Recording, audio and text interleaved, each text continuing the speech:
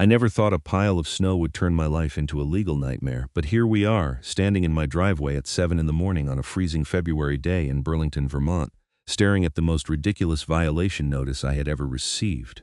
My name is Connor Davies, and I had been living in the Meadowbrook Estates development for exactly 3 years. It was a nice enough place tucked away on the outskirts of town with about 40 homes, each sitting on a decent-sized lot with woods backing up to most of the properties. The houses were all built in the early 2000s, and when my wife passed away 2 years ago, I had thought this quiet neighborhood would be the perfect place to start over. I was wrong. The HOA in Meadowbrook Estates was run by a woman named Patricia Henderson, and she was every bit the stereotype you would imagine. Mid-40s, bleached blonde hair always pulled into a severe bun, and a collection of pastel cardigans that she wore like armor. Patricia had appointed herself president of the HOA board 5 years ago, and from what I had gathered from my neighbors, she had been making everyone's life miserable ever since. The violation notice flapped in the bitter wind as I read it again. Failure to properly dispose of snow removal in accordance with HOA guidelines, section 14.7. Snow must not be piled within 10 feet of any structure or along the street. All excess snow must be relocated to the wooded area behind your property within 48 hours or face a fine of $500. I looked at the massive pile of snow sitting at the end of my driveway. We had gotten hammered with nearly 2 feet of snow over the past 3 days, and the plow service I hired had done exactly what they always did, pushed it all to the side of the driveway. The pile was maybe 6 feet from my garage, which apparently violated some obscure rule I had never heard of. I crumpled the notice and went back inside to make coffee. My phone rang before I could even get the pot brewing. "Connor Davies?" The voice was sharp and nasal. "Speaking. This is Patricia Henderson from the Meadowbrook Estates HOA board. I assume you received your violation notice." "I did. I just found it on my door." "Good. Then you understand you have 48 hours to relocate that unsightly snow pile, or you will be fined. The rules are very clear about this." I pinched the bridge of my nose. "Patricia, I have lived here for 3 years. The plow service has always put the snow there. Why is this suddenly a problem?" "The rules have always been in place, Mr. Davies. Just because they were not enforced previously does not mean they are not valid. The snow is too close to your structure, and it is an eyesore. Move it to the woods behind your property." "The woods? You want me to somehow move tons of snow into the woods? That is what the rules require. You could rent equipment, hire someone. I do not care how you do it. But it needs to be done." 48 hours, Mr. Davies. She hung up before I could respond. I spent the rest of the morning fuming about it. I called my neighbor Tom Russo, who lived 3 houses down. Tom was a contractor and had been in the neighborhood longer than almost anyone. "Yeah. She tried that with me last year," Tom said when I explained the situation. "I told her to pound sand. She fined me and I refused to pay. Eventually she backed down. Patricia likes to throw her weight around, but she is mostly hot air, so I should just ignore it? That is what I would do. But you know Patricia. She will make your life hell if you do not comply. Some people just pay the fine and move on. I was not about to pay a $500 fine for something so ridiculous. Instead, I decided to comply, if only to get her off my back. I called around and found a guy with a skid steer who could come out the next day. His name was Mike, and he said he could push the snow back into the woods for $200. "Just tell me where you want it," Mike said when he arrived the following afternoon. He was a thick-shouldered guy in his 50s with a gray beard and a Carhartt jacket. "I guess just back there," I said, pointing toward the tree line behind my house. My property extended about 100 feet past the house, and then it was all forest. "Patricia from the HOA said it needs to go in the woods." Mike looked at the pile, then back at the woods. "That is a lot of snow to move. You sure about this?" "Not really, but I do not have much choice." He shrugged and climbed into the skid steer. For the next 2 hours, I watched as he scooped up load after load of snow and drove it across my backyard, dumping it just inside the tree line. By the time he was done, there was an enormous white mound sitting where my yard met the woods, probably 15 feet wide and 6 feet tall. I paid Mike and he drove off. I stood there looking at the snow pile, feeling a vague sense of unease. Something about the whole thing felt off, but I could not put my finger on it. That night, I got a smug email from Patricia. "Thank you for complying with HOA regulations. Your fine has been waived." I deleted it without responding. 3 days later, I noticed the smell. It was faint at first, just a whiff of something unpleasant when I stepped out onto my back deck. I figured maybe an animal had died in the woods, which was not uncommon. But over the next few days, the smell got worse. It was a thick, sewage-like stench that made my eyes water. By the end of the week, it was unbearable. I could not even open my windows without gagging. My neighbor to the left, an older woman named Helen Martinez, came over to ask if I smelled it too. "It is awful," she said, covering her nose with a tissue. "What is that?" "I have no idea. I thought maybe a dead animal." That does not smell like a dead animal, that smells like sewage. The words hit me like a punch to the gut. Sewage. I ran back inside and pulled up the plot map for my property, the one the title company had given me when I bought the house. I spread it out on my kitchen table and traced the lines with my finger, and there it was. A small notation near the back of the property. Septic field. My stomach dropped. I had a septic system. Most of the houses in Meadowbrook Estates did, since we were not connected to the municipal sewer line. The septic tank was buried somewhere near the house, and the drain field, where the treated wastewater percolated into the soil, was located in the back of the property, right where I had dumped all that snow. I grabbed my phone and called the septic company listed on the paperwork I had gotten when I bought the house. A guy named Frank answered. "Yeah, that is bad," Frank said when I explained the situation. "If you pile a bunch of snow on top of a drain field, it compacts the soil and does not let the system breathe. Plus, when all that snow melts, it is going to flood the field and potentially cause backups. You need to get that snow off there immediately." How do I do that? You do not. You call someone with equipment. And even then, it might be too late. I can come out tomorrow and take a look. Frank showed up the next morning in a white van with Burlington Septic Services printed on the side. He was a wiry guy in his 60s with a thick Vermont accent. He walked straight to the back of my property, took one look at the pile of snow and shook his head. "Yup, that is your drain field, all right.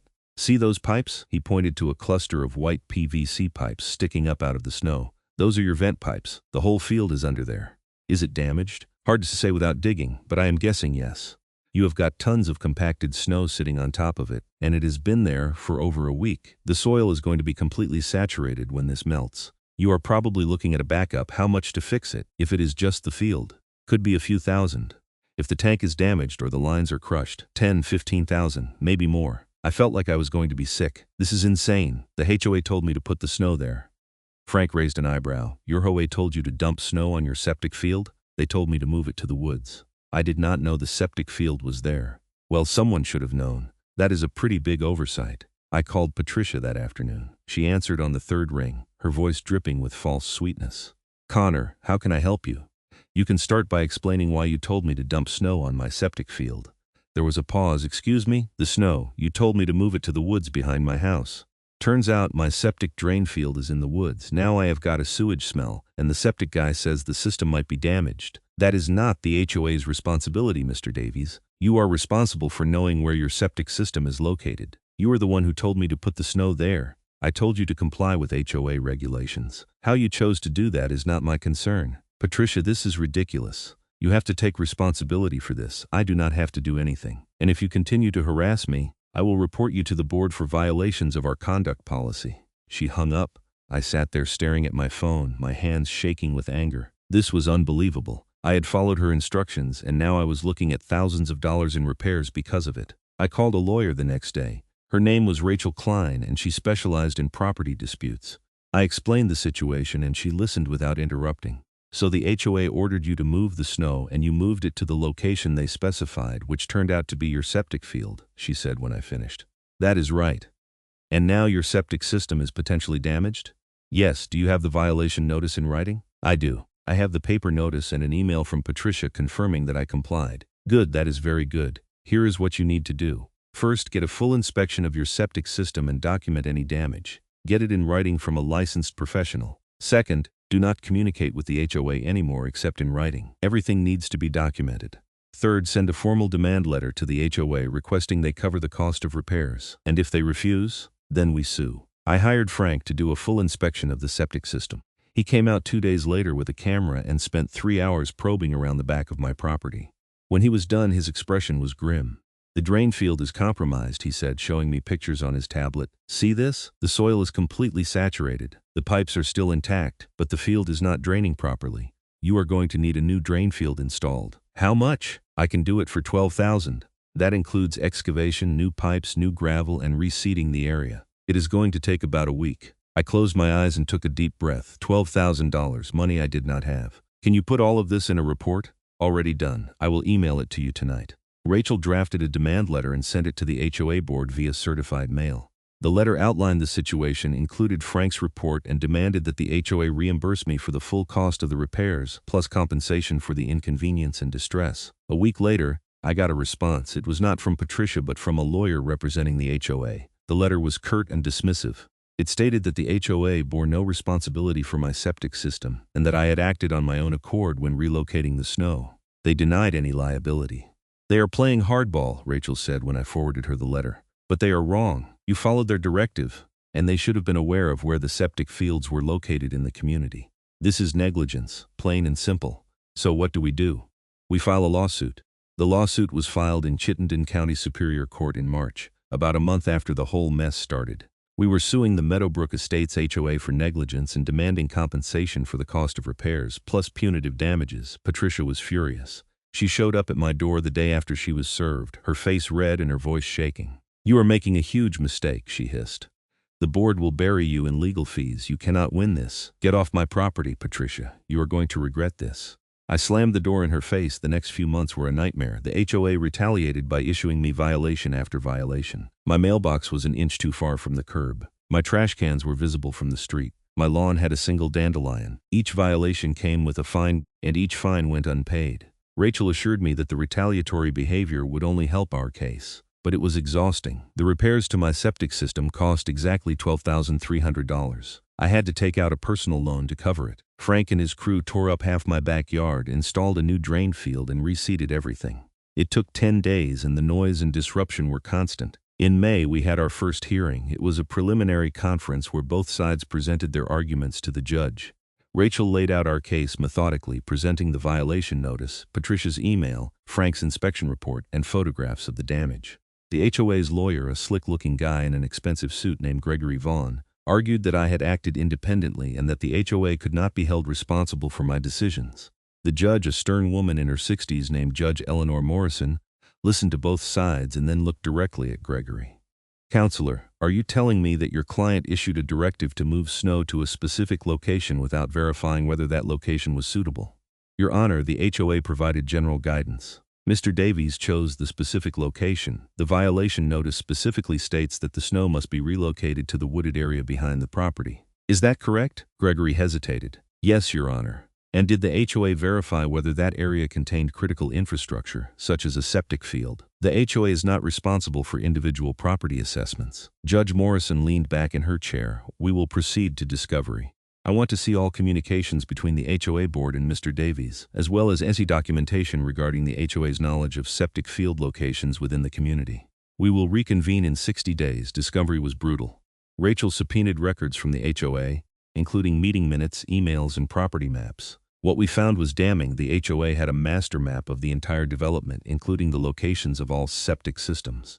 The map had been created during the initial construction of Meadowbrook Estates and was kept on file in Patricia's home office. She had access to it the entire time. Even more damning, we found emails between Patricia and other board members discussing septic field locations in the context of landscaping restrictions. In one email from 2 years earlier, Patricia had explicitly reminded another homeowner not to plant trees near their septic field because it could damage the system. She knew. She had always known.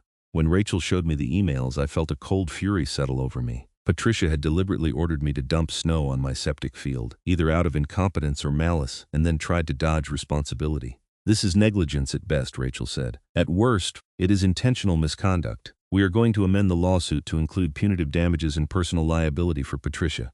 The amended lawsuit hit Patricia like a bomb. Within a week, I got a frantic call from another board member, a timid man named Roger Nichols. "Connor, this is Roger from the HOA board. I need to talk to you." "About what, Patricia?" "She did not tell the rest of us about the septic field issue. We just found out about it when your lawyer sent over the discovery documents. We had no idea, and the board is voting to remove her as president. We are also considering settling the lawsuit. This has gotten way out of hand. You should have thought about that before she started harassing me." I know. "Look, we want to make this right. Can you ask your lawyer to hold off on the punitive damages while we figure this out?" "Talk to Rachel. I am done negotiating." The board voted to remove Patricia as president the following week. She did not go quietly. According to Tom, who attended the meeting, Patricia screamed at the other board members, accused them of betrayal, and threatened to sue them. Security had to escort her out. But Patricia was not done. 2 days after being removed, she filed a countersuit against me, claiming defamation and harassment. The lawsuit was baseless and poorly written, clearly drafted by Patricia herself without a lawyer. Rachel got it dismissed within a month. In August, the HOA's insurance company reached out to Rachel with a settlement offer.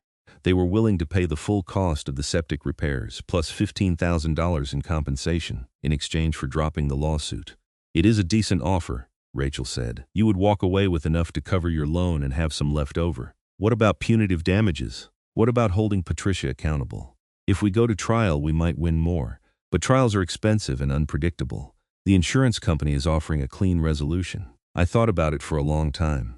Part of me wanted to drag Patricia through the mud in court, to make her pay for what she had done, but another part of me just wanted it to be over. "Counter with $25,000, I said. "If they agree, we settle." They agreed. The settlement was finalized in September. The HOA's insurance company paid me $27,300, which covered the full cost of the septic repairs plus additional compensation. I paid off the loan and had enough left over to take a long overdue vacation. Patricia, meanwhile, faced her own reckoning. After the settlement became public, several other homeowners came forward with complaints about her behavior. It turned out Patricia had been abusing her authority for years, issuing bogus fines, selectively enforcing rules, and pocketing HOA funds for personal expenses. A full audit of the HOA's finances revealed that Patricia had embezzled nearly $30,000 over the course of 5 years. The board reported her to the police, and in November, Patricia Hendersons was arrested and charged with embezzlement and fraud. I was not there when they arrested her, but Tom was. He said Patricia cried and begged, claiming she had only borrowed the money and planned to pay it back. The police did not care. Patricia's trial was held in February of the following year, almost exactly 1 year after the snow incident. I attended, sitting in the back of the courtroom with Tom and a few other neighbors. Patricia looked small and defeated, nothing like the imperious woman who had made my life hell. The prosecution laid out a clear case of embezzlement, presenting bank records, forged receipts, and testimony from the HOA's accountant. Patricia's lawyer tried to argue that she had made bookkeeping errors, but the evidence was overwhelming. The jury found her guilty on all counts. Judge Morrison sentenced her to 3 years in prison and ordered her to pay full restitution to the HOA. As Patricia was led out of the courtroom in handcuffs, she looked at me. For a moment, our eyes met, and I saw nothing but bitterness and defeat. I felt no satisfaction, just a weary relief that it was finally over. The new HOA board, led by Roger Nichols, was a breath of fresh air. They immediately revised the community rules, eliminating many of the more absurd regulations Patricia had implemented. They also installed a system of checks and balances to prevent any one person from wielding too much power. Tom was elected to the board in the spring, and he made it his mission to improve relations between the HOA and the homeowners. Meetings became transparent, decisions were made collectively, and residents actually felt like they had a voice. As for me, I stayed in Meadowbrook Estates. My backyard eventually recovered from the septic repairs, and the grass grew back thick and green. The whole ordeal had been exhausting and expensive, but it taught me something important. Sometimes you have to stand up for yourself, even when it feels easier to just give in. I never forgot the day I found that violation notice flapping in the wind, or the months of stress and uncertainty that followed. But I also never forgot the moment Judge Morrison looked at Patricia's lawyer and demanded accountability. Justice, I learned, is not always swift or easy, but it is worth fighting for. One evening in late spring, I was sitting on my back deck with a beer, watching the sun set over the woods when Tom came over. "You ever think about what would have happened if you had just paid the fine?" he asked, settling into the chair next to me. "Sometimes. But then I remembered that it was not about the fine. It was about the principle. Patricia would have kept doing it to other people." "Exactly." We sat in silence for a while, listening to the birds and the rustling of the trees. "You did good, Connor," Tom said finally. "Not everyone would have fought back, thanks, but I could not have done it without Rachel, or Frank, or you still. You stood up to her. That took guts." I took a sip of my beer and smiled. "You know, in a weird way, I am almost glad it happened. Not the septic thing, obviously, but everything after. It reminded me that I still have some fight left in me." Tom raised his beer. "To fighting back." "To fighting back," I echoed, clinking my bottle against his. The lawsuit and Patricia's arrest had a ripple effect throughout Meadowbrook Estates. Several homeowners who had been quietly suffering under her reign came forward with their own stories. One couple, the Johnsons, had been fined repeatedly for having the wrong shade of shutters on their house. Another man, David Pratt, had been threatened with a lien on his property because his driveway had a small crack. None of them had fought back because they were afraid of escalating the situation, but after seeing what happened with my case, they felt empowered. The new board worked to resolve these issues, waiving bogus fines and issuing formal apologies. It was a slow process, but gradually the atmosphere in the neighborhood changed. People were friendlier, more willing to help each other. Block parties became a regular thing, and neighbors actually talked to one another instead of hiding behind closed doors. I found myself becoming more involved in the community. I joined the landscaping committee, mostly to ensure that no one else would be told to do something stupid with their snow. Tom and I also started a neighborhood watch program, which was less about security and more about building connections between residents. Helen Martinez, my neighbor who had first noticed the sewage smell, became a close friend. She was a retired school teacher with a sharp wit and a love of gardening. We often spent weekend mornings drinking coffee on her porch, discussing everything from local politics to her grandchildren. "You know, Connor," she said one Saturday in June, "I have lived here for almost 20 years, and this is the first time the neighborhood actually feels like a community. It is amazing what happens when you get rid of a tyrant," I said. She laughed. "Patricia was something else. I always thought she was just a busybody, but embezzlement? That shocked me. It shocked everyone. Still, I am glad you did what you did. Most people would have just rolled over. I almost did. If it were not for Rachel talking sense into me, I probably would have just paid the fine and moved on. But you did not, and now look at us. We have got a functional HOA, neighbors who actually care about each other, and Patricia is behind bars. I would say that is a win. I will drink to that," I said, raising my coffee mug. As summer rolled around, life in Meadowbrook Estates settled into a comfortable rhythm. The trees were green, the flowers were blooming, and my backyard looked better than ever. The new drain field worked perfectly, and the area where the snow pile had been was now a lush patch of grass. Rachel called me in July to check in. "How are things going?" she asked. "Really good, actually. The neighborhood is completely different now. It is like Patricia was a dark cloud hanging over everything, and now that she is gone, everyone can breathe. I am glad to hear it. You earned this peace, Connor. Not many people would have had the courage to take on an HOA. It helped having you in my corner. Well, if you ever need anything else, you know where to find me. Hopefully, your HOA drama is over for good." I certainly hope so.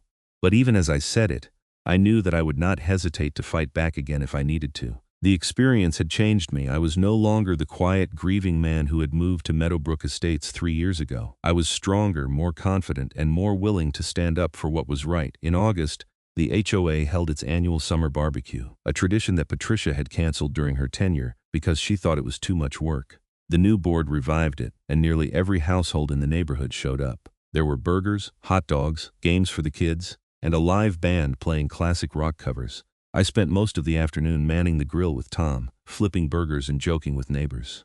It felt good to be part of something positive, something that brought people together instead of tearing them apart. At one point, Roger came over with a plate piled high with food. "Connor, I just want to say thank you again. If you had not stood up to Patricia, we would still be stuck with her nonsense."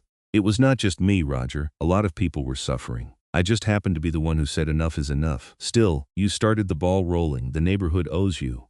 I appreciate that. But honestly, seeing everyone here, happy and enjoying themselves, that is all the thanks I need." Roger clapped me on the shoulder and wandered off to join his family. I looked around at the smiling faces, the kids running around with sparklers, the neighbors chatting and laughing. This was what a community was supposed to be. As the sun set and the band played their final song, I found myself standing at the edge of the party, just taking it all in.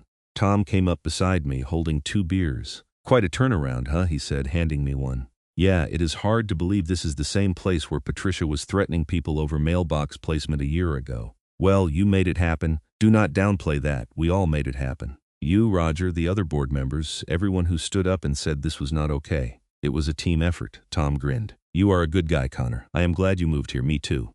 We stood there in comfortable silence, watching the party wind down. The legal battle, the septic disaster, Patricia's arrest, all of it felt like a distant memory now. What mattered was the present and the future we were building together. A few weeks later, I got an email from Frank, the septic guy.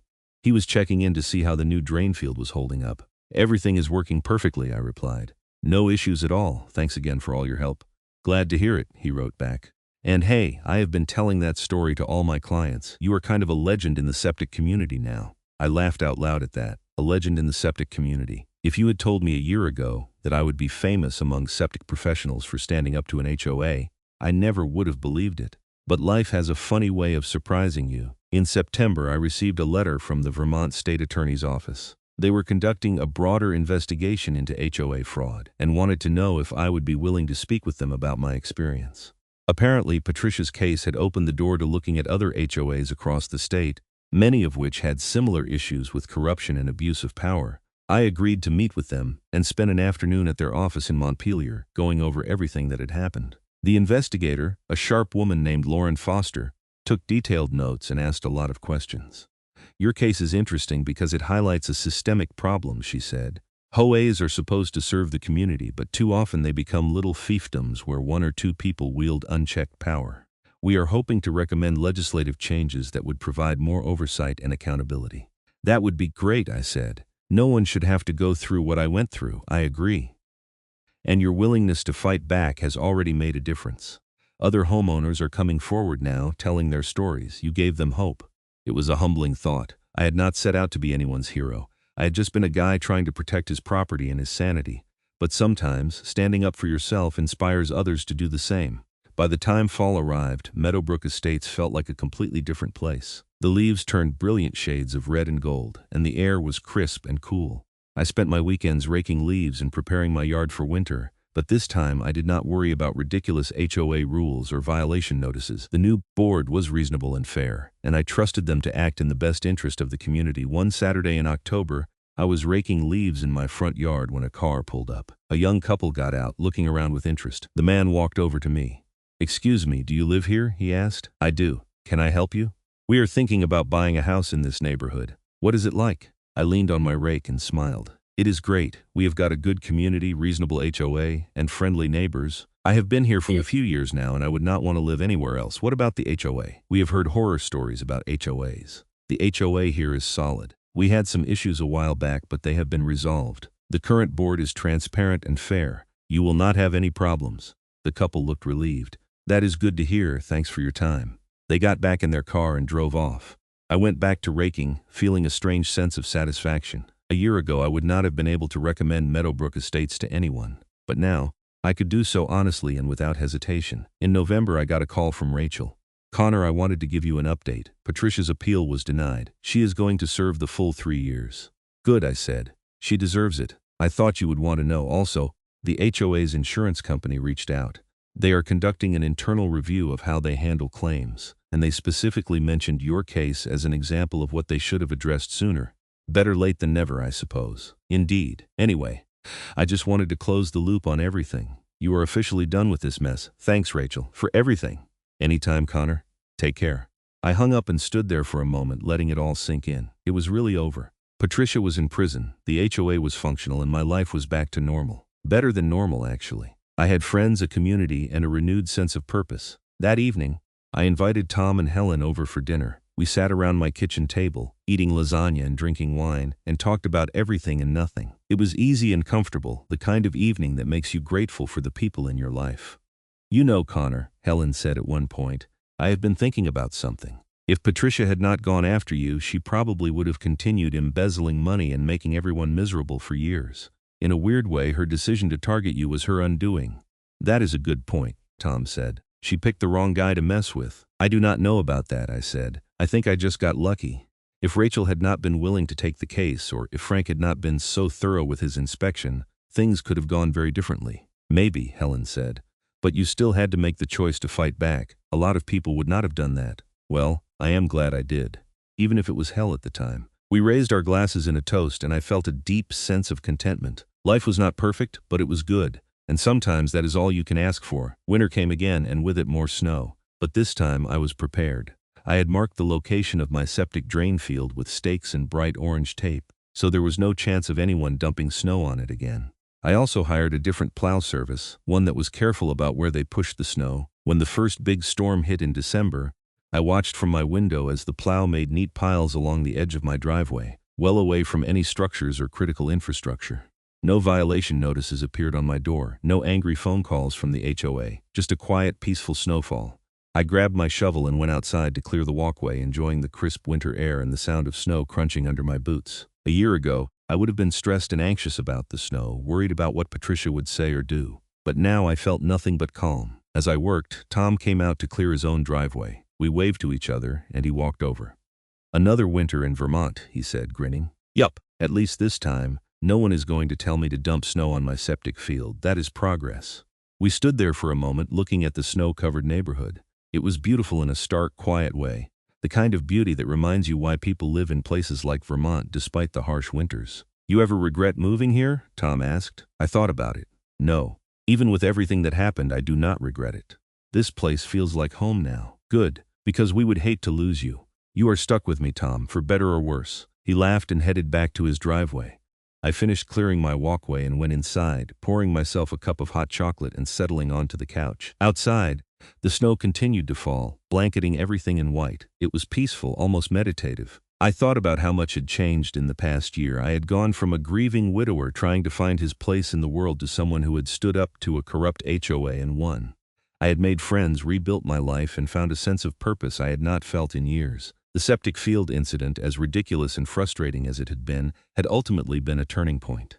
It forced me to stop being passive, to stop letting other people dictate how I lived my life. And in doing so, it had not only changed my life but the lives of everyone in Meadowbrook Estates. As I sat there, sipping my hot chocolate and watching the snow, I felt a deep sense of gratitude, not for the hardship itself, but for what it had taught me. That sometimes the things that challenge us the most are the things that help us grow.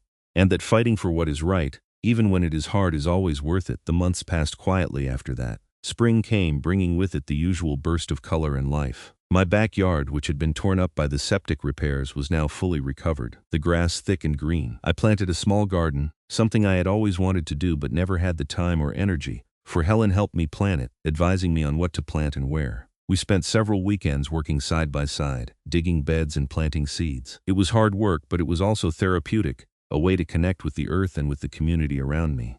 By June, the garden was flourishing. I had tomatoes, peppers, cucumbers, and a variety of herbs. I gave away much of the produce to my neighbors, who were delighted to have fresh vegetables. It felt good to contribute something positive, to give back to the people who had supported me through the hard times. One evening, as I was watering the garden, Roger came by. "Connor, I wanted to let you know that the board is planning to honor you at the next community meeting.